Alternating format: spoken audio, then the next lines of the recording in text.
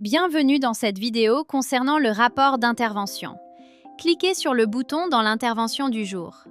Sur l'interface, vous retrouvez dans un premier temps à gauche la liste des articles concernés et déjà livrés chez le client. Pour ouvrir la liste complète des articles, cliquez sur la petite flèche bleue. Les articles concernés deviennent verts, le reste des articles auront une vignette blanche. Scrollez avec votre doigt pour faire descendre la liste. Pour effectuer une recherche, cliquez sur la barre de recherche. Commencez à taper un code interne ou une description, puis cliquez sur la loupe pour rechercher. Double-cliquez sur une vignette d'un article pour l'ajouter dans les articles concernés à droite. Sur la droite de l'écran, vous retrouvez l'objet de l'intervention, qui est modifiable manuellement. Cliquez sur le texte et modifiez-le. Le clavier apparaît.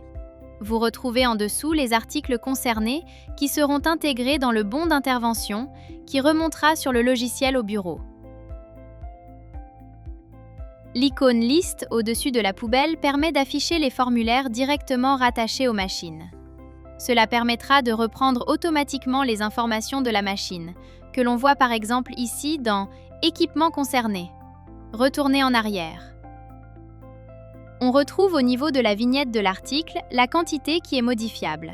Attention, nous vous conseillons d'utiliser l'icône poubelle pour supprimer un article et de laisser la quantité sur 1, sinon l'article ne sera pas comptabilisé. La TVA et le montant hors taxe sont modifiables selon les accès autorisés. Cliquez sur la case et modifiez l'information. Le prix TTC va se calculer automatiquement. Cliquez sur la zone de texte de l'article, la désignation est modifiable. Il n'y a pas de limite de texte. N'hésitez pas à utiliser le dictaphone que vous retrouvez en général en bas à gauche du clavier. Enregistrez le texte avec la petite disquette. La case à cocher chiffrée est obligatoire pour que l'article s'intègre bien dans la facture. Dans les interventions type installation, le mot sera livré. Nous vous conseillons de préenregistrer le rapport d'intervention avec l'icône carte SIM. C'est la dernière icône.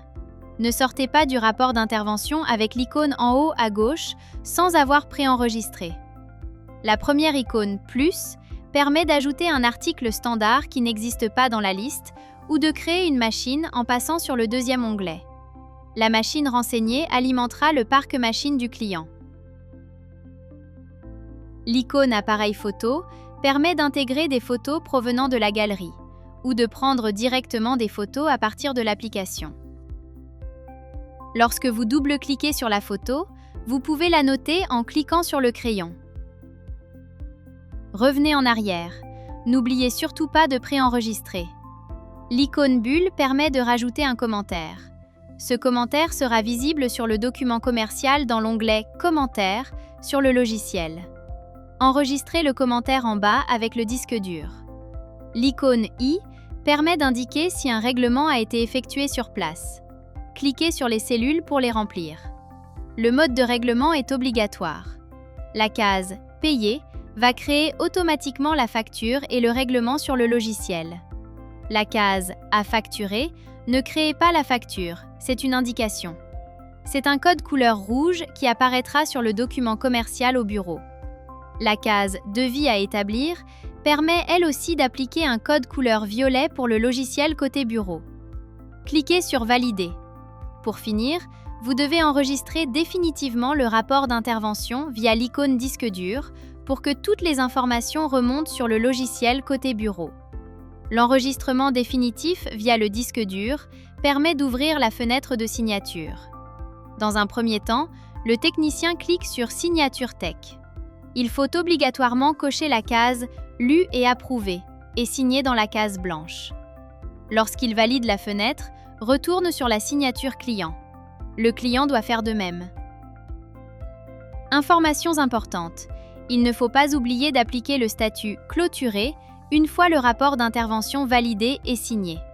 De plus, si le technicien travaille sans réseau, en mode hors ligne, il faut obligatoirement une première connexion via Wi-Fi ou partage au début de la journée pour connecter la tablette, et en fin de journée pour reconnecter la tablette et faire remonter toutes les informations.